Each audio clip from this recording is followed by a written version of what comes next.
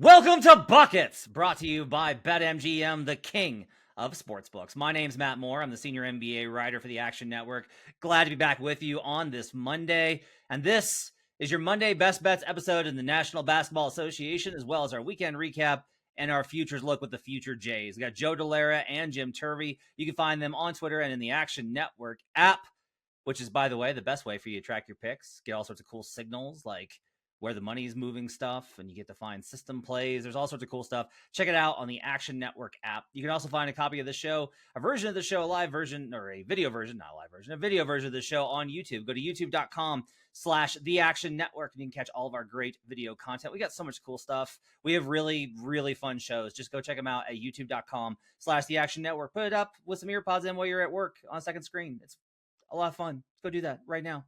As I said, we'll get to all sorts of stuff in the association tonight. We'll start with our best bets for Monday, and then later on, we're going to talk about Defensive Player of the Year and Most Improved. We do a little check-in on the futures market. Let's go ahead and start with best bets, boys. Let's get started on the Monday slate. Joe Delara, what are your best bets for Monday? It wouldn't be a Monday if I wasn't betting on the Minnesota Timberwolves. So give me the Wolves -1 and Chet Holmgren over 2.5 blocks. All right. I just got done watching chat. I'm going to be writing about the Thunder on Monday for a piece I'll go up on Action. I was in the building for Nuggets Thunder the other night. I think the Thunder have arrived. That was a very big game in my mind. And so very excited to see how Chet does in that game versus the Memphis Grizzlies. We'll talk more about that game later. Wolves right now are a 1-point favorite. This did open 3 and is moving. We'll talk about that line movement. It's also all over the board in terms of where it's at. We'll talk about the market on that in a second. Jim Turvey, what are your best bets for Monday? Yeah, I've got Rockets +5.5. And I've got the Clippers first quarter. There's no official spread out right now, but I'm thinking I'm going to like them for the game. One big factor, obviously, is if Tyrese Halliburton's going to play. So I'll talk through that a little bit, but especially that first quarter for the Clippers is where I'll be looking. Okay, I have a number of them. I've been hot lately. If you go ahead and go in the Action Network app and check out my last couple of weeks, I've been having a really good run on NBA because, well, the numbers have stabilized, and so the model is doing well lately. So I'm going to make hay while the sun is high.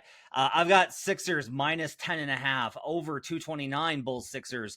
I will be doing a same game parlay with, yep, you guessed it, Joel Embiid to beat the ever-loving shit out of Nikola Vucevic with some sort of alt play on his points, as well as the Sixers to cover that number. I've got the Lakers -4.5 versus the New York Knicks. Sorry, boys. Yeah. I've got the Detroit Pistons. That's the one, Jim. The Detroit Pistons money line +400. It happens on Monday. That's that to crib a line from the favorites. That is your big balls bet of the week.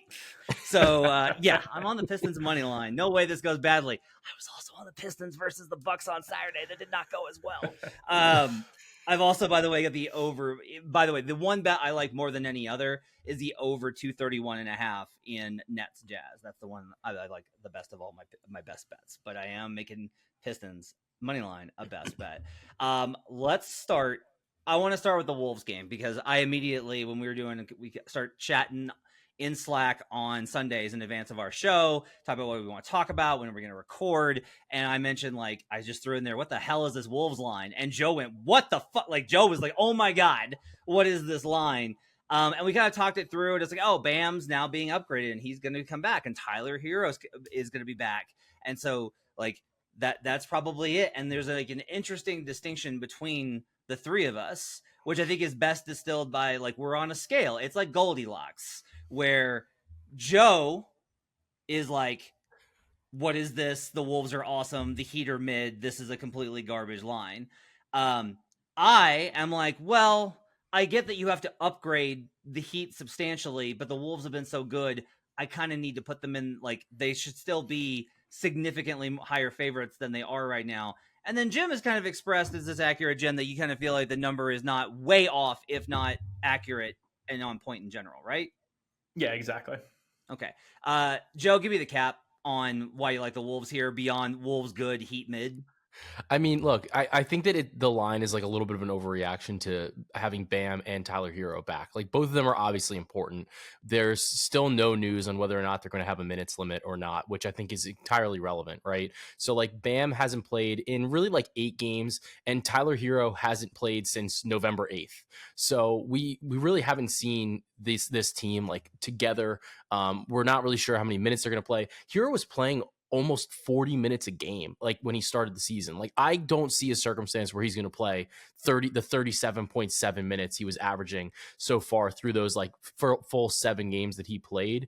So obviously like his return is meaningful, it's impactful. He's probably their best offensive weapon just flat out. But I just don't think that it's necessarily enough again, especially against this Minnesota team who's so elite defensively. Like if you're coming back and you're trying to find your footing, Jaden McDaniels and the Minnesota Timberwolves, not a great combination for you. And same thing even for Bam. Like I think this is a tough spot even for Bam against Rudy Gobert, Karl Anthony Towns. Like this is not just a matchup where he can come back in and dominate. So I understand where we see, I think that, yeah, maybe they are worth like 2 points collectively to the spread, and you see it move from like 3 to 1 or so to speak. But I still just think that this line is short. I think that Minnesota, even as a road favorite, should be able to take care of business here. They've been better in every aspect over the course of the entire season. And even over the last couple of weeks, they've just been dominating. They're 5-1 over the last, or 4-1 rather, over the last 2 weeks, plus 13.1 in terms of their net rating. And if we look over the course of the entire season, Minnesota is significantly better than Miami. Obviously, like I said, Miami's returning some key pieces, but those pieces all have to gel. We have to see how that kind of fits together. I don't think that this is going to necessarily just be like, we're going to hit the ground running if you're Miami, bringing back a guy who relies so heavily on like his offensive side of the game. And then Bam I think it's just a tough matchup for him coming back into this. Okay, so there's a lot to kind of get to here. I think you have to upgrade them. One of the things that's interesting is they weren't necessarily playing very well before Tyler got hurt. And Miami fans are pretty sensitive about this if you bring it up, as they tend to be about Tyler. They just get very sensitive on this subject. The confusion happens when I think that people ascribe it to player, like, is a player good or not? Okay. The Heat are playing better without Tyler Hero because of how they're playing. The guys that are playing together and the way those guys are playing is better than it was with Tyler. That doesn't mean that Tyler's not valuable. That doesn't mean that Tyler's not good. He's an NBA player making like $30 million a year. He's pretty good at basketball. But there's a little bit of a gap there. The Bam thing, I think, is much bigger, where they were a really good team with Bam there for a little bit. And then Bam got hurt and they fell off completely.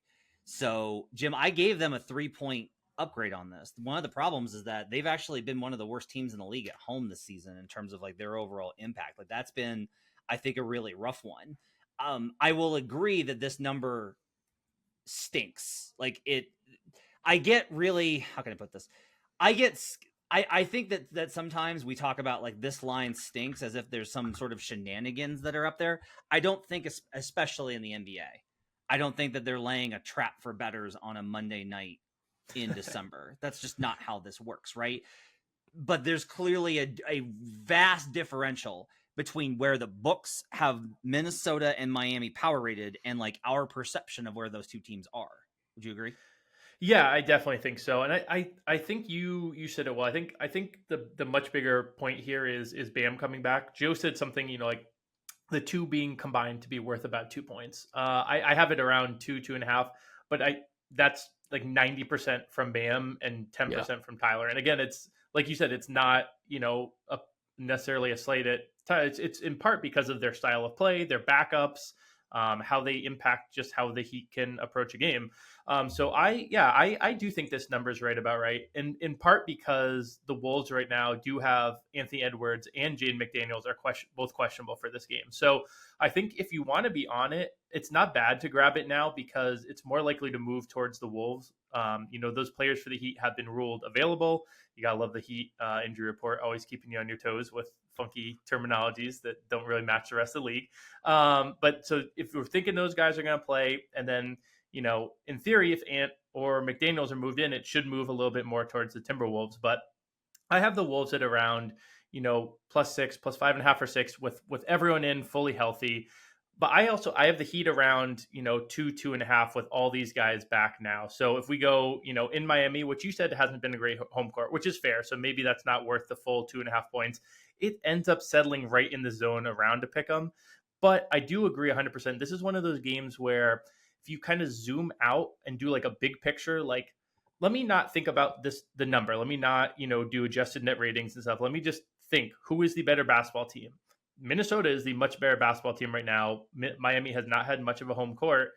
These are the type of games where I will typically stay away unless someone smart like Joe is all over the Wolves. And I'm like, you know what? I can get there if I zoom out and I really kind of like, don't get as into the numbers. I'm just like, let me just think about this. Minnesota better than Miami. All right, let's do it. So I think I'm going to wait on the injury news. I'll probably take the cowards route there. But if Ant and McDaniels, and almost to a certain degree, I think Ant will move the spread the right amount, whereas McDaniels might not move it enough. So like if Ant's out and it moves to a full pick 'em, but then McDaniels gets ruled in and it's still Wolves, either it's like pick 'em or -1. I think that might be like my favorite of the options. I love Ant, but the market knows how good he is, whereas GM McDaniels is kind of a harder guy to adjust for. So I think that's how I'm looking at that game in general. Yeah, I will say if you take out Jaden and Ant, now I'm like, okay, maybe this line is pretty close to what I've got. Like then I'm like, all right, I can maybe see that. But if they play, it's going the other way. Now I will say, this is a great example of, I think it's an interesting question that bettors have to face, and I love talking about these type of things, which is, okay, I have it way off. I have way off this number because I have it like Wolves -6. That's after a 3-point upgrade I've given to the Miami Heat's power rating with getting Bam and Jimmy and Tyler back. I'll give them three full points. That's how much respect I have for like the full strength Heat. Okay, 3 full points. I still have this Wolves in part because right now I've got like a negative home court advantage for the Heat because that's how they've been. They're 3-9 against the spread at home this season. They are 2-5 against the spread with Bam Adebayo at home this season. So it's been bad. So I have this like, I'm way off this number. And I do think that a lot of times, if you have a number, you should trust it because your model is showing something, like your model, projection, whatever word you want to use, is revealing something that you believe in through how you've applied the numbers that the market is not reflecting. However, I also think that we bet enough over the course of the season. This is one of those where I'm like, this doesn't make sense to me, so I'm going to let the pitch sail by because that's how much it doesn't make sense to me versus like, I like Joe's approach, which is Joe's like, this number's fucking stupid. I'm betting the Wolves. They're way better. And there's like a lot of reasons. And if you talk about this from a tactical matchup, Miami, their offense is better this season than it was last year, but it can bog down at times. There is no better team in the league at bogging you down than Minnesota. They're so good on that on that end. So Joe, like, I think it's a fascinating question. I'm rooting for you. I'm going to stay away from my own well-being. But I do think it's a fascinating question of how do you deal with it when you're just like, what is this line? Yeah, I mean, look, like these two teams even played earlier in the season when Hero was available, and the Wolves took care of business. The Wolves won at home, 106-90. So I mean, like I think that I try to look at as much data as I can and like try to take in as much information as possible. So like to answer your question, it's like when I see a line that stinks, I think sometimes like you're right. Like it is better to just like take a step back and say like, I don't understand this, but like if you can't pinpoint the data, like sometimes like when I start digging in, then like I'll find some angles where I'm saying like, oh, like, okay, like maybe this is why, like maybe it's the rebounding battle, or maybe it's the transition lately, or like whatever. Or maybe that like I expect to see like one team start to shoot better than the other team. So sometimes there's some things for like regression there, right? So that'll kind of give me pause. But in a spot like this, I've dove into the numbers. I can't get there like at all where this number should be really where it is. Like, and I trust obviously what you say, I trust what Jim says. And I'm watching what's happening with the market of it, but I can't get there, especially when I look back at the priors earlier in the season. The Timberwolves didn't have McDaniels. Then I look at the numbers now and I'm seeing like how this is kind of unfolding. even what Miami can bring like stylistically to this matchup, I don't love against Minnesota, just because Minnesota is not only are they so good at defending like everything right now, but the shot that they kind of are allowing is that mid-range shot.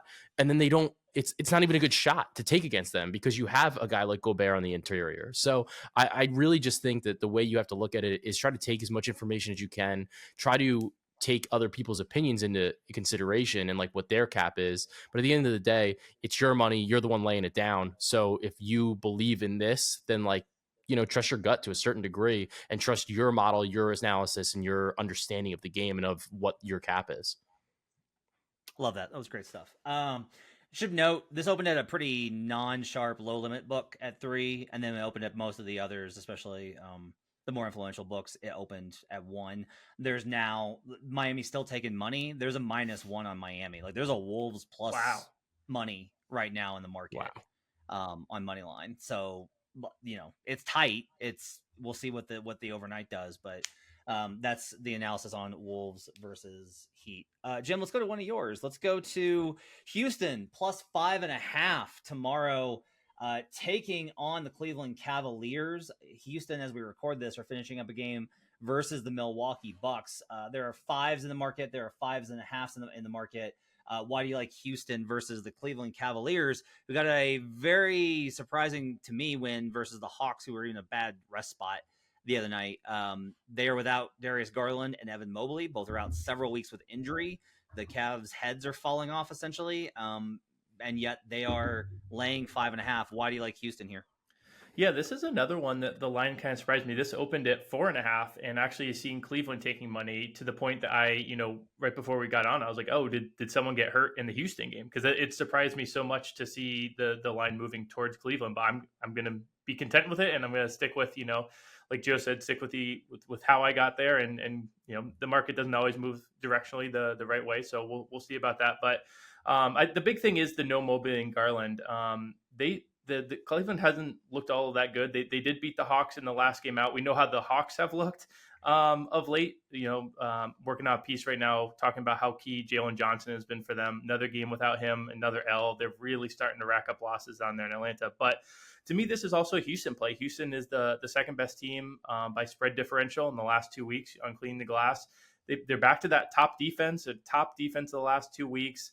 Şengün has really emerged as that star level player. We'll probably talk about him later when we look at some futures, but I think it's kind of the depth in Houston that has really improved this team so much from year to year. I think that and coaching as well, but they now have, they can roll 10 deep. Tari Eason is going to make hipster NBA Twitter implode with his bench performances, because he's just like one of those guys off the bench that's so impactful and like really, can stabilize a bench unit. And that's a big thing. Cleveland's bench unit has been heinous this year. One of the worst benches in the league. If you go by, there's some noise to this because of injuries and stuff, but if you go by bench net rating, Houston has the 4th best net rating from their bench this year. Cleveland has the 27th best. So, this could be one of those games that starts off, a little bit, it's close in the first quarter, to that like 4-minute mark when you tend to see the subs start to roll in. And then you see Houston maybe even start to pull away. I don't hate a money line look at this as well. I really think that, that Cavs bench that has held them back, now 2 of them are in the starting lineup, and, those 2 guys are now being replaced further down the line with 2 more guys who couldn't even crack the rotation before. So this is a team that really wasn't in a great position to handle injuries. They don't have great depth to start with. So add that with, the factor of Houston having that depth, having that star level talent at the top in Şengün, who, I think name recognition wise is no Donovan Mitchell, but production wise has been, just about his peer this season. And I really like the Rockets here, even on the second night of a back-to-back.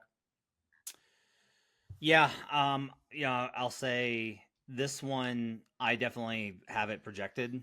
I'm in line with you. Like I like the number in this spot on the Rockets, as I've got this a pick 'em. That's where I come out on this. The back-to-back is one that I don't necessarily know if I want to mess with, just primarily based off of one, I want to see what Cleveland looks like here. They didn't play well early this season without Garland, and they were missing Mobley there for a little bit, and it was pretty rough. And we were like, well, when they get Garland and Mobley back, and now they're back out again.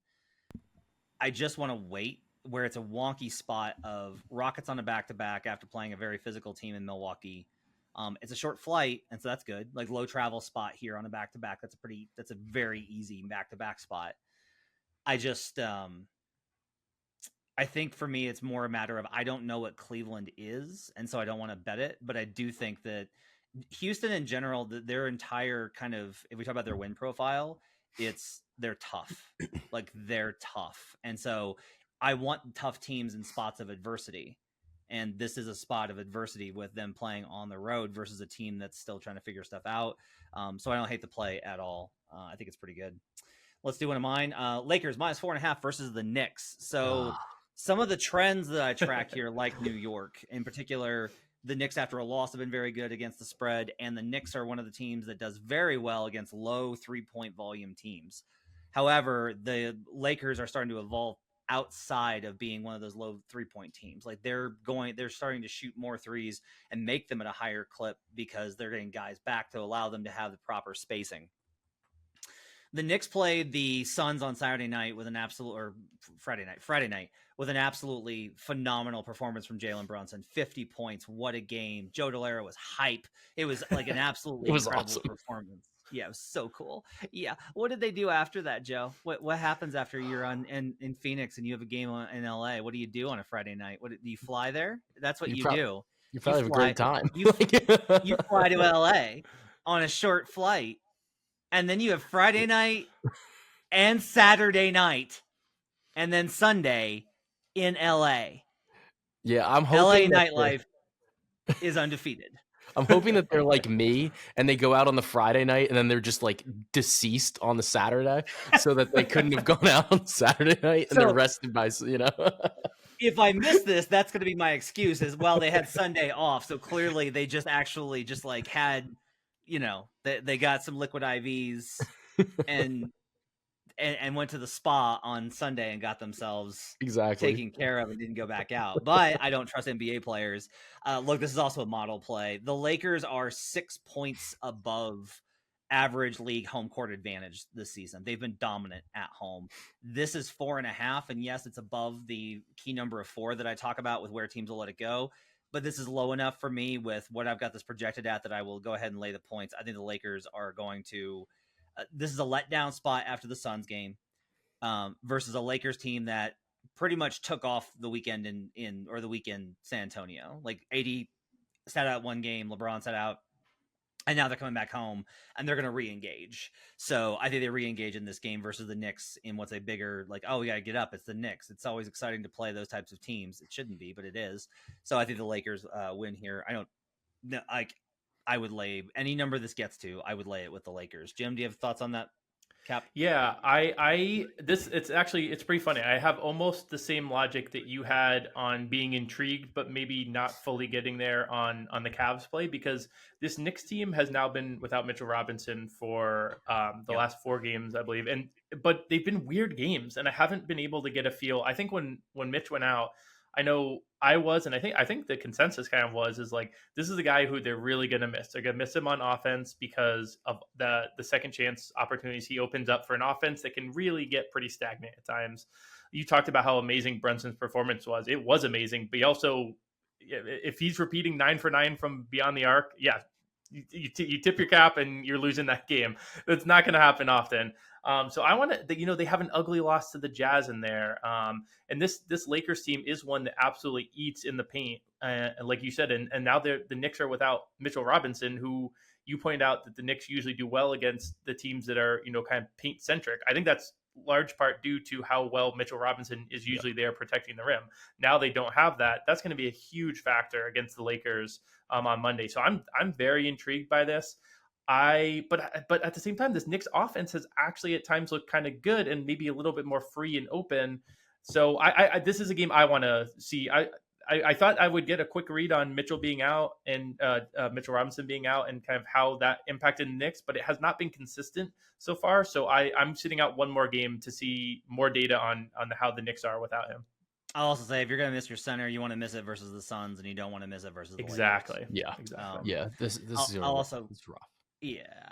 Also, I'll say this is definitely not a play. Like the number backs me up here. If the number was the other way, I'd stay away from it. I've got I usually just tend to go with. I'm always following. What does my projection say? What is the spot, and what is the trend? The trends are actually on New York as far as this matchup, as far as the stuff that I track here. But I love the spot and I love the number. So I'm going to go ahead and lay it with the Los Angeles Lakers. This seems pretty easy, Joe, to take Chet over 2.5 blocks, given that he had fucking 9 of them versus the Nuggets. I was at that. It was incredible. Insane. It was the best part of all of it was that post game. Chet said, Jamal Murray dunked on me in the first quarter. I would have had 10. Motherfucker was pissed about not getting 10. He would have had a triple double. I love Chet. Love this team. It's absolutely incredible. Give me the cap on Chet over 2.5 blocks. Not going to need a lot here to get on board, but go ahead and give me the cap. I mean, look, he's over this in 7 of his last 10 games. And when we look at this matchup, specifically against the Memphis Grizzlies, in terms of totals, like blocks allowed, they're 3rd in opponent blocks allowed per game, or for the season overall. And they're actually 2nd on a per game basis, 2nd per 100 possessions, everything. Right. So the thing is with Memphis, they kind of drive into the paint. But they haven't really been that successful. Their offense is literally one of the worst it is the worst in the NBA right now. So they definitely can't wait to get John Morant back. But I think that this is just a good opportunity for Chet against a Jaren Jackson Jr., against Desmond Bane that wants to try to get into the paint. I think it's a great spot at 2.5, just given the history, given what he's doing. And we're not really seeing any juice on this line. The line is sitting at -125 right now. I think it's definitely a spot that you just have to take, given, the performance, especially recently. He's just looked like an absolute phenom blocking shots lately. So I'll back him off the 9 block game. Okay. I will say I'm going to go ahead and have OKC here -9.5 as well. Yeah. In part, I kind of think this is an interesting spot because Ja comes back next game versus the Pelicans. So this is the last game before you get Ja back. And I think that's kind of an interesting spot. I have the Thunder as substantial favorites here because the Grizzlies I still have projected as one of the worst teams in the league. They've been better lately, but still one of the worst. Yeah. And OKC is a destroyer of worlds. And so I almost have to play it here based off of the number. I also kind of like the spot. So I'm gonna lay the 9.5. Jim, is there any reason not to take Chet over 2.5 blocks? Is there any sort of argument that Chet's not going to get 2.5 blocks in this game? No, and I'll save some of our Chet talk because I think I don't think we can quite get there, but I think we'll maybe at least be mentioning his name in a few minutes. So I'll save some thoughts for there. What a tease. The Joe Ingles 6th man of the year from Brandon Anderson. I love these bets. Love that sweet CLV you can't eat. I will run through a few of mine real quick. Over 229 Bulls Sixers is just a number play. The Sixers, by the way, at home are 8-4 to the over. Bulls offense has been much better lately. They're a worse defensive team, but Kobe White's been absolutely balling. But the Sixers pretty much put up a big number on everyone. They're the most dominant team in the league. So 229 here, I think, is pitifully low. I'll go ahead and lay it. Or put the over on it. For me, this is, if I get bit here, it's because the Sixers have a random off night, and I'm willing to bet that they're not since they have so few of them. I'm also going to lay the 10.5 with the Sixers versus the Bulls. I do have this projected over as I have the Sixers the best or second best team in the Eastern Conference right now behind the Celtics. They are ahead of them in a lot of categories. Also, Joel Embiid just absolutely lives to destroy Vooch. He loves this matchup. This is one that he absolutely lives for. Joe, I'm honestly a little surprised, buddy, that you weren't let's do Embiid over 30.5. Let's do Embiid over. I'm surprised that this is not part of your package tonight for best bets. He's been so good. It just, honestly, this is going to sound insane. Vooch is going to be the toughest defender that he's faced in the last 2 weeks. So I think I'm just going to lay off a little bit. I think the number's just gotten so insane. I think he's going to do it. I can't even, I think his first quarter line the last games were like 11 and a half points in the first quarter, and he's hitting it. Like the dude is just playing on another level right now. I mean, granted, part of it's the schedule, but I mean, I think he's gonna wreck Vooch. It's gonna be bad. One of the things that's disappointing is that very few books will allow you to same game parlay first half points. And this is really annoying because my concern, like, I'm gonna do a same game parlay with Embiid's points here, but the problem is that Embiid may not play in the fourth quarter, and so I pretty much have to do, like, in the market there's a minus 650 on 25, and there's a minus 250. Hit him to score 30 points in this game is minus 250. It's insane. That's insane. The one thing I will say is that Embiid's first quarter has been really good, and in part because he plays the whole first quarter. So he plays the whole first quarter every game, gets the full 12-minute rotation. I think if you do want to back Embiid, you want to back him early, just because. But it's hard because a lot of times you can't get an alt. It's hard to like same game parlay some of the first quarter lines, but I mean, his first quarter game log is ridiculous. 18, 12, 19, 10, 17, 15, 12. Like it's bonkers what he's doing in the first quarter. It's been incredible. I will say, I think this Bulls team is a notable step up from. I mean, their schedule lately has been wild. It's been like, I feel like they played Detroit and Charlotte like 10 times somehow. So this, I think the Chicago team will keep it close enough, and the Wizards keep it close enough that he'll play in the fourth. Yeah, he's been careful with when he's played too. Like, he has with the Celtics, but he's been careful, and I don't blame him for that. Like, they're trying to manage him. I will say, by the way, right now, there's a lot of ways to look at MVP, right? And we're not going to do an MVP segment on the show, but I will just kind of give this out because I was thinking about this last night on the drive home from the arena. If you ask me who I think is the MVP right now, it's Shai Gilgeous-Alexander. If you ask me who has the most value in the market right now for MVP, it's Shai Gilgeous-Alexander. If you ask me who is most likely to win right now, the answer is Joel Embiid. Wow, you think so? That right now, that's what I think. Now, again, Joel may actually have to play someone at some point, and that might change things. But I think that they're doing very well for putting him to get. And I always worry about whether he's going to get the minutes or not. Let's do. I know we're running long, but this has been a really good segment. Let's do Clippers minus 2.5 first quarter, and then we'll close with my beauty of a game. Yeah, so the spread here is 2.5 for the full game, actually, and so I'm liking that. But I mean, Tyrese Haliburton, in my opinion, is one of the 5 most important players to the spread. In part, I'm not saying he's one of the 5 best players in the NBA, although he's not all that far off, to be honest. But I see Joe like, yeah, he is. But in terms of impact on the spread, he is definitely up there. He's so central to their offense, and he's a massive. He drives the Pacers, so I want to see that for sure. He's questionable right now. He missed a game over the weekend.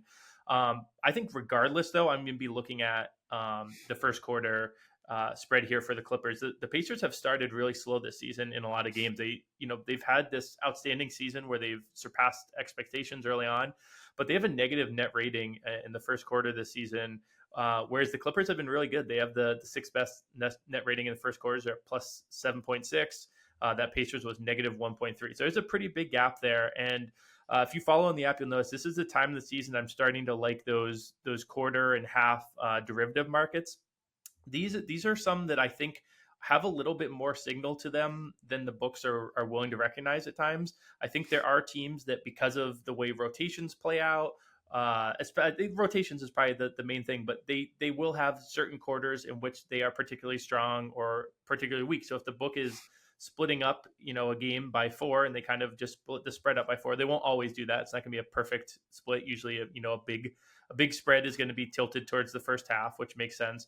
But I think there are edges to be found in those quarter and half derivatives. And this is a pairing of a team that's really bad in the first quarter and a team that's really good. In addition to the fact that it's a team that I'm on for the whole game. So I'll probably be looking at both of those. I want to see what the number is when Haliburton news is official. But you could even look, some books have, Clippers to win the first quarter, Clippers to win the game. That's probably one that I'll be looking at depending on the Haliburton news. I'm on the other side of you on this one, but I'm going to wait on the Halliburton news. I don't want any part of this. If it's Halliburton, I will probably just stay away because the number will probably inflate. I will say that the Pacers this season, off of a loss, they've lost 2 in a row. So obviously, like, their most recent data point is they did not lose, they did not win, and they did not cover. But they're 7-4 straight up and 7-4 ATS after a loss this season. I also project this, even though I am very high on the Clippers and have like strongly advise you take a look at the division odds for the Los Angeles Clippers, because if you look at that entire division, I think that they're the best team overall in that division. However, going East Coast versus a team that pushes the pace so much, this is a team I think that actually can probably cause a little bit of disruption with them. And I've got this at a pick 'em. So I think that this is actually, like, based off of, even with them, the Pacers are 3-4, so it's not a great spot from that perspective. But I lean Pacers, but I obviously have to wait on the Halliburton news. My favorite bet of the night is Jazz Nets over 231.5. This is a 3-point bomb fest. The Nets are one of the best 3-point. Like, I love the Nets entire thing. I've lost the hook on them versus the Warriors the other night by a half point. That was so painful. Brutal. But they're still a great team to bet, because their model is, we're going to switch everything. We're going to rebound the hell out of the ball, and we're going to bomb from 3. And that's going to allow teams to always stay in it. But it also leans towards an over in spots like this versus a Jazz team, which is so bad defensively. The Jazz have picked up lately offensively without Jordan Clarkson. They're starting to find more. For whatever reason, Simone Fontecchio playing out of his mind. There's a name that you don't necessarily think you're going to hear on a betting podcast. Show me another NBA betting podcast that's going to mention Simone Fontecchio. Eurobasket days, baby. The Jazz over in home games is 8-4. This tracks completely. So for me, this is an easy 231.5 over. Model projects it way up in the 240s. I like the over there. Now, that's my favorite bet. But, like, my favorite bet is this one. Detroit Pistons plus 400. The streak ends Monday. Love it. Okay. The only thing the Pistons do moderately well is they're not absolutely terrible when we look at offensive rebounding. They are 13th in that category. Opponents' offensive rebound rate, they are 11th in that category. They control the glass. They are also, surprisingly, 18th in opponent effective field goal percentage. They actually do okay. Like, that's not terrible. That's outside of the bottom 10 in opponent offensive and defensive, rather, for the Pistons. Defensive effective field goal percentage. Atlanta, okay, is 27th in opponent offensive rebound rate. So the Pistons are going to get a bunch of offensive rebounds. The Hawks are 3rd on their own, but they're without Clint Capella in this game. Overall, I will tell you that makes me nervous because Capella's been a negative this season. Don't love that. Capella's going to miss time with the knee bruise. The only other thing here, if we just kind of consider it, is that the Hawks are 30th, dead last in opponent effective field goal percentage. Okay, they are literally the team that the opponents shoot the best at. If the Pistons are ever going to win a fucking game, ever, I think it's got to be this one. Not the Spurs, not the Wizards, not the Hornets. I legitimately think it's got to be the Hawks. It's got to be a team that fucks up so badly. You're like, of course they lost to the Pistons. I'm looking at the schedule. There is no team more like that than the Atlanta Hawks. Jim mentioned Jalen Johnson. His absence is absolutely massive. That makes a very big difference. I make this number under it. Now, I will go ahead and say this. My numbers are never, ever going to be able to reflect how bad Detroit is. Like, I'm manually basically just like the down button, just because my numbers are basically like, well, no team's that bad. That's like a function of how my numbers work. This happens year over year. The worst team in the league is always overvalued by my system, because it's like, well, I mean, there's a floor to how bad you can be. And certain NBA teams are like, is there though? And the Pistons are absolutely that. But by God, we get plus 400. It's already down to plus 375 in the market. Like, I get 4-1. on the one. And if I win, I get to say that I called the one goddamn win to break the streak. I did bet this versus Pistons and got obliterated. They lost by 40. That was a number play. This one's much, much closer. I've got this one inside 5 points. I like Pistons plus 400. Jim, thoughts? I think I think that my favorite part of the cap is I think the Hawks might be the all-time. Yeah, that totally checks out that they lost at home to the Pistons to break is it 22 game now losing streak. They are probably the Hall of Fame tier team to do that, especially right now. That's my favorite part of the cap, and you know what? At a little plus 400, plus 375, I don't hate it. I may join, have a little fun. I don't want to curse it though. Joe, can I get a Groover?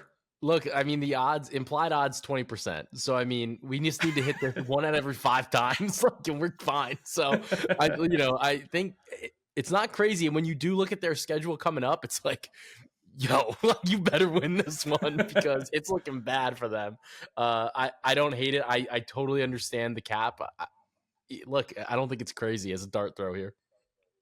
I don't think it's crazy as a dart throw. It's like the motto of buckets. I don't think it's crazy as a dart throw. All right, let's talk a little defensive player of the year.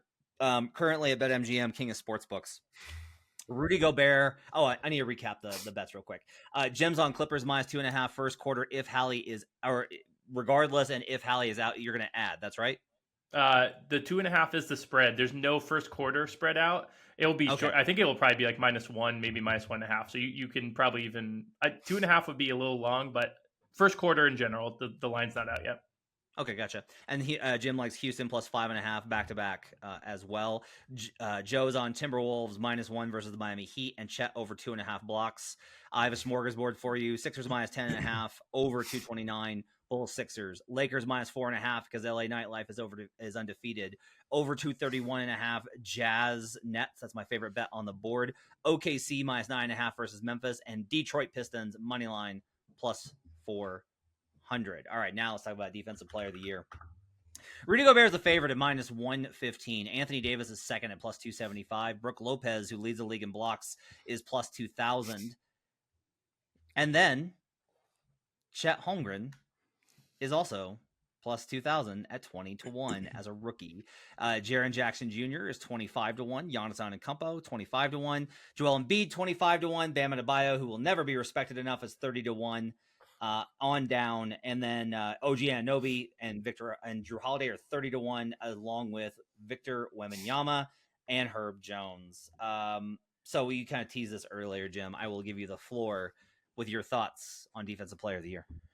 Yeah, so this is a really interesting market. I think this is, these ones where, we're barely a quarter of the way into the season and there's a prohibitive favorite are always really interesting to poke around with because there is so much season left to play.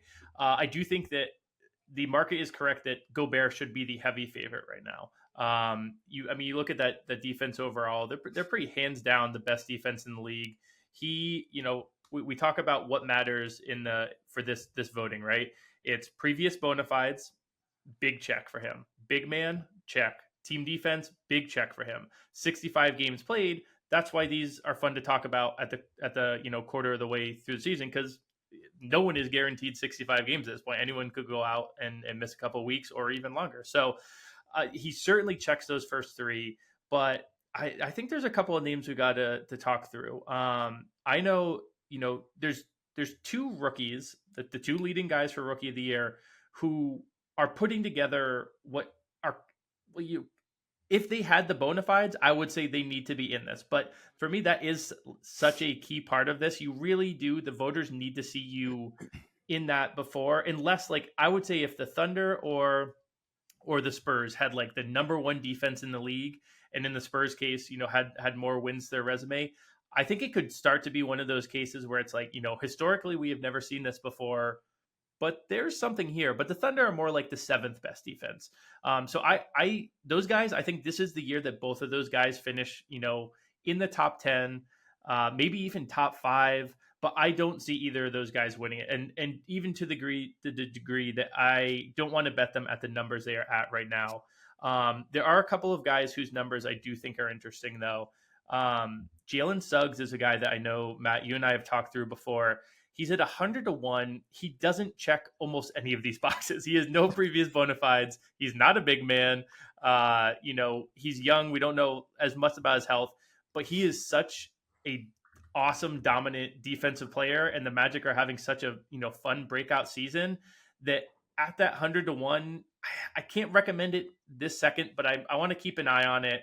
And I might just, out of my pure love of Jalen Suggs and the thought that he might sneak into a top 5 or like at least a discussion, I might take a hit at. But my absolute favorite one, you guys are going to hate this so much. It's the name that I was at the last time we talked about this, Joel Embiid, 25-1. So he has never been first team all defense. Yes, but he is a runner up in the defensive player of the year, which is very key. He's got a 4th, a 7th, and a 9th. It's just that center position is always stacked. And here's the thing. I am maintaining he is not going to win an MVP this year. I just do not see a world in which after last year, when my entire argument, I know there were other arguments being made, but my entire argument, and I think for some voters, it was a key factor was I can't give Jokic 3 MVPs without seeing it in the postseason. I know that annoys the hell out of some people, but it was, part of the narrative. I don't think you can give Embiid a second straight MVP when he hasn't even made it to the conference final. So to me, this is kind of the award where if we get to the end of the season, Philly right now has, let me just double check this, but they have the 6th best defense per dunks and threes. He's having, one of those great seasons again. This could be the way to reward him in a way that is not an MVP. I don't think it's, supremely likely, but I think at 25-1, this is the name that this catching my eye. It checks off the bona fides to an extent. He's a big man. The team defense has been very strong. And it looks, he looks as good as ever right now. So the health is always a little bit of worry with Embiid. It also is with some of the other guys. AD is the second favorite right now and, has as many health question marks as anyone in the market. So I don't think I'm going to win you guys over on this. I know that, but the guy I like the most right now for this bet is Embiid at 25-1. The Gobert cap is basically the Wolves are number 1 and he's the most identifiable name because of the prior wins. Yeah. I am hoping that there is enough of a conversation about what makes the Wolves good defensively that he won't win. Otherwise, like I've been debating about whether I got to start building a Gobert position. Like I thought about it a lot about like, okay, I have enough exposure on certain guys. I probably need to start getting like my Gobert position at least before this winds up getting to 150 minus 175, right? Because it does look like the Wolves, it's going to take such a massive drop off for the Wolves not to be the number 1 defense. They are averaging a point lower than the number 2 team. I really think it comes down to, for him, if he can stay healthy through 65 games, because I don't see that team defense dropping off, like you said, and he has all the bona fides. I really do think it's like a race to 65 games for him. I mean, I could see honestly the conversation becoming like, is Rudy as effective this year as he has been? Because there have been multiple signals that maybe he's not. And I think that there will be like a conversation of like, is it really Rudy or is it Ant and Jaden? Because like Ant's DPM is excellent, and if you talk to Wolves fans, like Wolves fans will tell you that Anthony Edwards is like an elite defender, and Jaden McDaniels is there too. And so if you have 2 elite defenders, it becomes like, well, how do you kind of parse this? The Celtics are interesting in that there doesn't necessarily seem to be a candidate even with Drew. It's just like they're all so good. Like you can't like pinpoint anybody. This is where like the very traditional blocks and stats and rebounds is like matters a lot. Which is why, to be totally honest, they're only 7th in defense right now, but I think that they will continue to, or 8th actually, they'll continue to improve.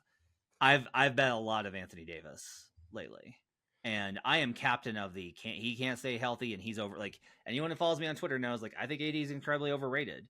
He's overrated based off of the conversation that we talk about him with. Like we talk about AD as like one of the truly most impactful players in the league, and he's not. He's a really good Robin. He's a really good second player. But what he is he is extremely respected by everyone defensively. And the idea of AD, even if I think it's a little bit beyond the reality, I think puts value on him to win this. And you mentioned like the injury stuff. He is, to my opinion, like I don't know what he's going to have left at the end of the year, but to me, like he had that groin thing that would have been 2 weeks 2 years ago. He would have been like, nope, shutting him down, not going to play.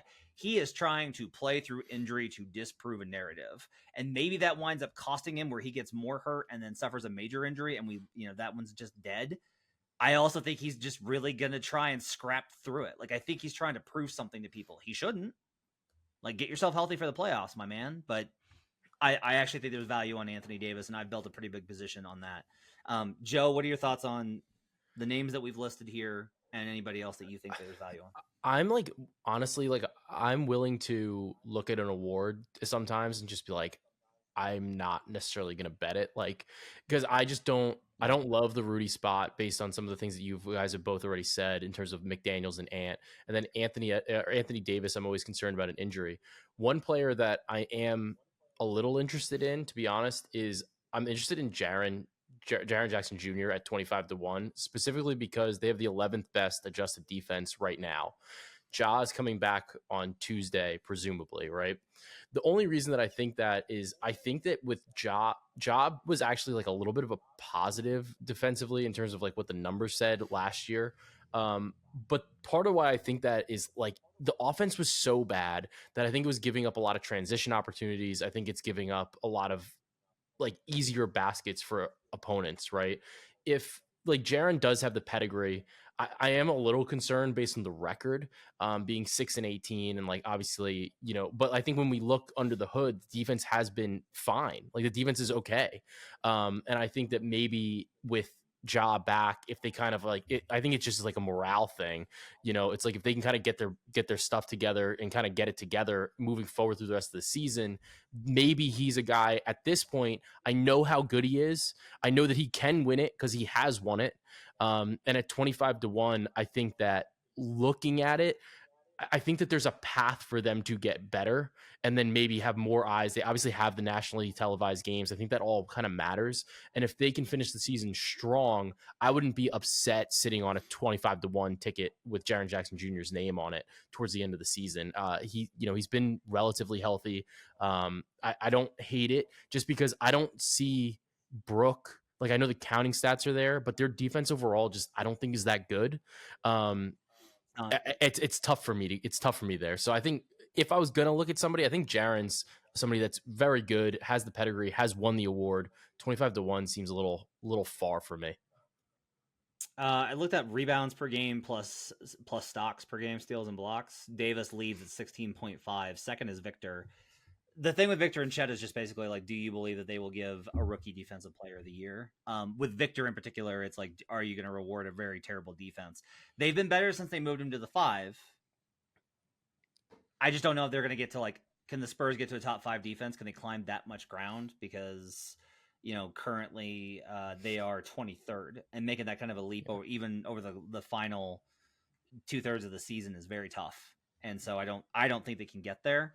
And I think the voters will be like, look, I think with Chet, like this is the kind of thing, Jim, is I think with Chet, they're going to be like, well, yeah, like Chet's going to win like 4 of them, but I'm not going to give it to him in his rookie season. Very much agreed. Yeah. Also, by the way, he's not going to win it, but I just want to kind of mention this. Shai Gilgeous-Alexander leads the league in steals by 20 steals and has played fewer minutes than the person in second. Yeah. It's insane. Ridiculous. Again, like Jim's conversation about Joel Embiid and defensive player of the year, I just really need to stress this. Shai Gilgeous-Alexander is like 1.75 times the defender that Joel Embiid is. Embiid is a good defender. We need to get these short kings into the convo with Shai and Suggs. We got to reframe the way the awards looked at. I know that there are people out there that refuse to. They don't love point of attack defense. They're all about the rim protection. But I know those sucks guys because are I'm just incredible. like, guys, like running over screens and containing ball screens is the hardest thing and the most important thing in the NBA. Why is scoring through the roof right now? No one can defend point of attack. Yeah. No one. So the guys that are good at it are more valuable and better. It is like the Embiid thing is so frustrating to me because I'm like, it's not that Joel's bad. Okay. He's good. It's just like, take 4 steps back, be big. Congratulations, you're an elite defender in the NBA. And to clarify, my cap is on him. It's to win again, we always talk about, is this what we would vote for or how we see the voting going out? Because I'm with you. I do think it's very undervalued point of attack defense. But I also think, like, honestly, I think what because you have to talk about if that's part of your cap of the MVP stuff. As like, well, he can't win MVP, so we'll give him this. I do think we're reaching the point where people are starting to forget what that conversation was like in March, and then what it looked like in May. when he got fucking housed by Jason Tatum in Game 7 and was a goddamn disaster again. Like, people are already starting to forget. Plus, there's the, well, yeah, I know, but he's been so much better this year. He's passing. Like, he's actually, making other people better. He wasn't making people better when you gave him the fucking MVP the first time. Anyway, let's talk most improved player real quick, and we'll get out of here. This market, look, it seems, I was thinking about this last night of just like, have we wrapped this up too soon on Maxey? Like, is it just done? Because like, you do have Alperen Şengün with the success that the Rockets have had. You do have Scotty Barnes. I bet on Halliburton at a long number, and he's now 8-1 at BetMGM. Kobe White at 16-1 is making a real push here, but I think that's probably short term, and the Bulls are going to fade. Joe, do you have thoughts on most improved player, or is it just, no, it's still Maxey? You should still bet this at anything below 200, or you should not enter this market at all? I mean, honestly, like, I don't think I would really want to enter it now. I do think that if Halliburton is going to be in this conversation, he's going to win. But like, I thought he was too good to be in this conversation.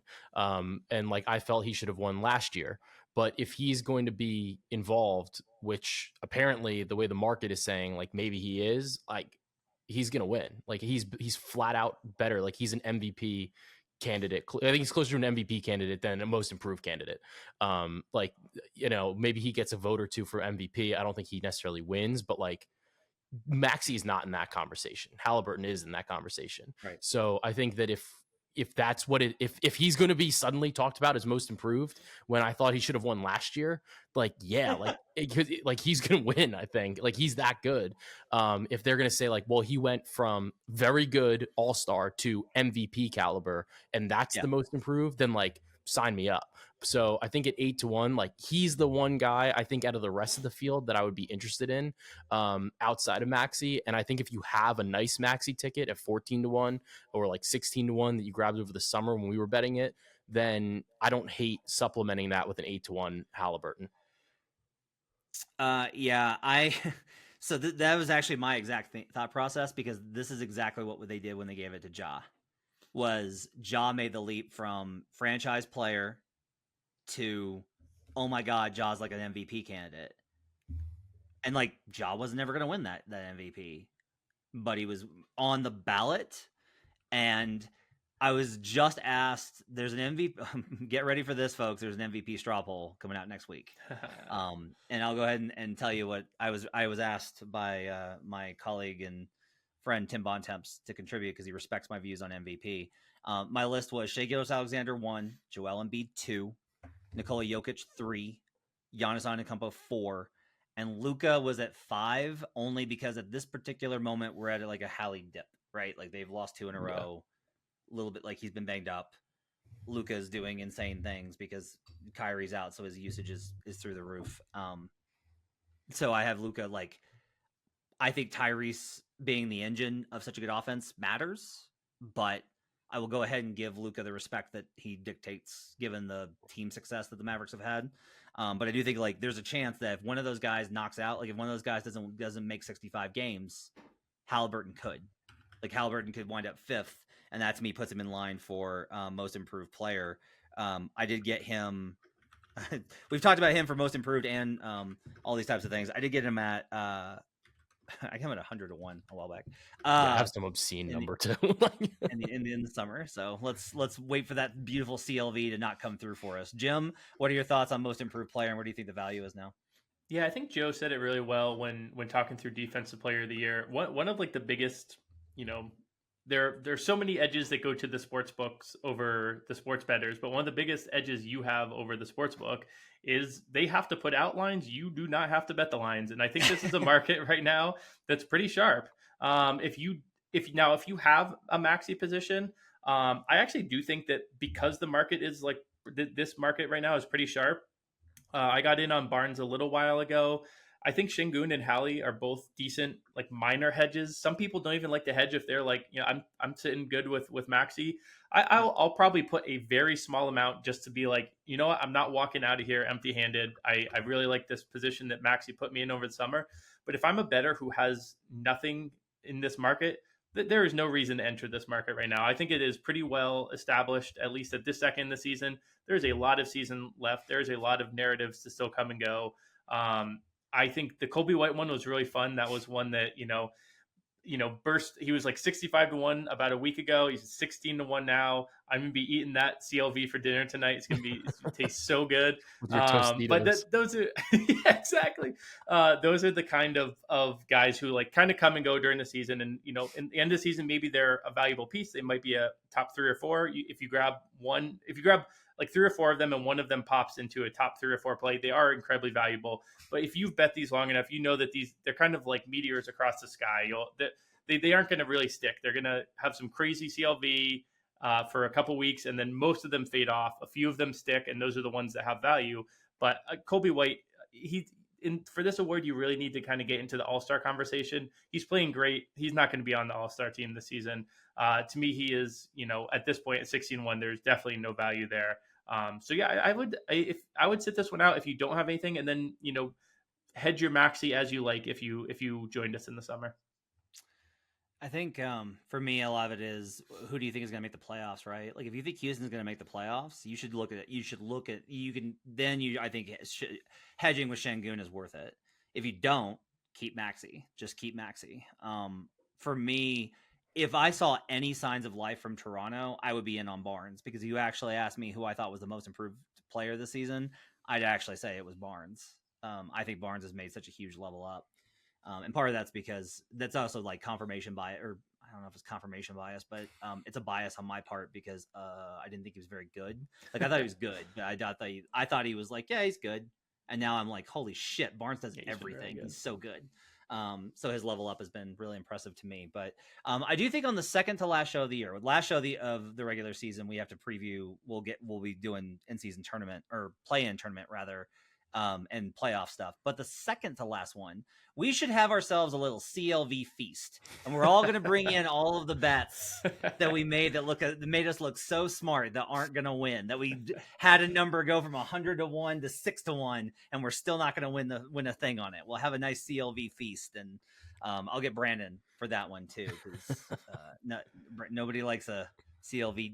Nobody makes a CLV buffalo dip like Brandon Anderson. Oh, programming note, by the way. So normal scheduled this week through this week because of the holiday. We'll talk about holiday schedule later. But I will tell you that on Friday, alongside our Best Bets episode for Friday, we are doing a special Christmas episode. We're going to have the entire Buckets gang giving Best Bets episode. I have to herd all of our Buckets contributors. All of them. I'm putting all of them on one call, and we're going to get them all in here, and we're going to do a big Best Bets episode. We'll have that for you later this week. You can follow Joe Dolera and Jim Turvey on Twitter and in the Action Network app to track their plays. My thanks to David Payne, our producer, Hutton Jackson, and the crew for putting this up on youtube.com/the Action Network. We'll see you again tomorrow with Best Bets for the Tuesday slate. Have yourselves a great week, everyone. Until we talk to you again, let's get buckets.